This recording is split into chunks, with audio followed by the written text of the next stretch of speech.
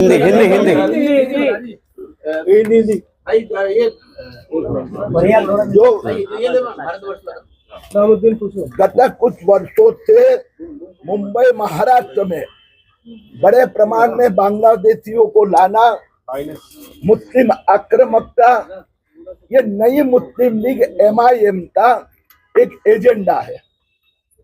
महाराष्ट्र मुंब्रा में चुनाव के बाद में MIM के नेताओं ने भाषण करके कहा कि हम आने वाले 5 साल में पूरा मुंब्रा हरे रंग से रंग देंगे। अभी मुंब्रा में 20% हिंदू बस्ती है, उनको उन्होंने धमकी दी है। मानखुर्द 100% मुस्लिम हो गया, मालेगांव 100% मुस्लिम हो गया। अभी उसके बाद में मुंब्रा को 100% मुस्लिम बनाना, ये उनका टारगेट, और उसके बाद में मराठी मुंबई को मुस्लिम मुंबई बनाना।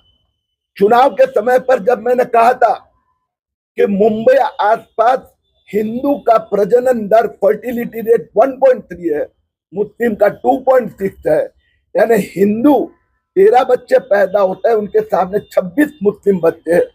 तब MIM के उपाध्यक्ष ने कहा था कि मुस्लिम महिला 26 बच्चे पैदा करे, 36 पैदा करे, फिर तुम्हें आके पेट में क्यों दुखता है।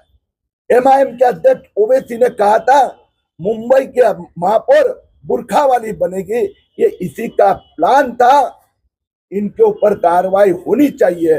ऐसे मेरे सहकारी निरंजन डावखरे, यहाँ के हमारे अध्यक्ष भगत, हमने पुलिस से मांग की है।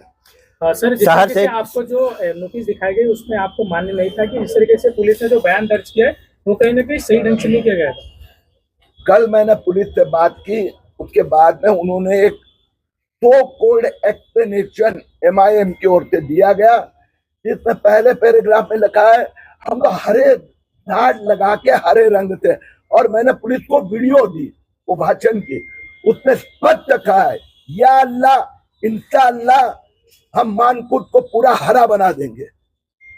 मुंबई महाराष्ट्र में शिवाजी महाराज का भगवा झंडा ध्वज, वहां वो हिंदुओं को धमकी दे रही थी।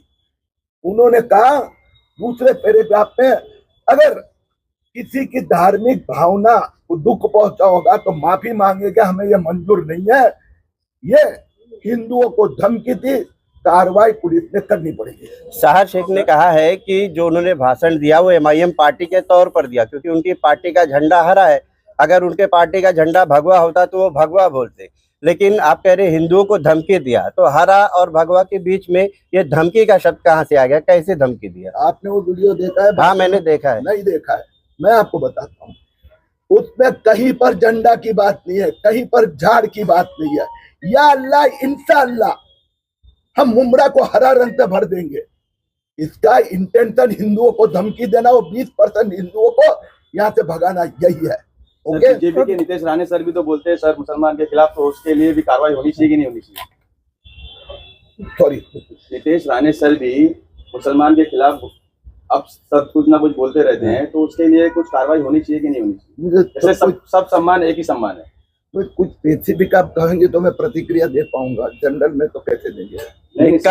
कलर को लेकर, हरे रंग को लेकर किसी को बांट देना, ये कहाँ तक? संविधान ने तो किसी को बांटा नहीं है ना।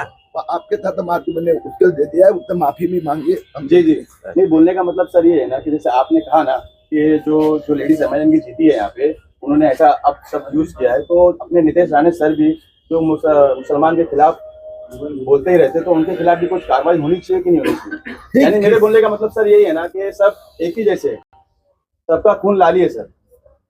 किसी भी व्यक्ति ने किसी की धार्मिक भावना भड़काना या धमकी देना, तुम्हें धमकी देता है, मैं बताता हूँ। हाँ सर, मुस्लिम बांग्लादेशी के खिलाफ धमकी देता है, और अभी भी दूंगा। कोई भी बांग्लादेशी मुस्लिम हिंदुस्तान में घुसखोर आएंगे, उनको हम उठाकर वापस बाहर भेज देंगे।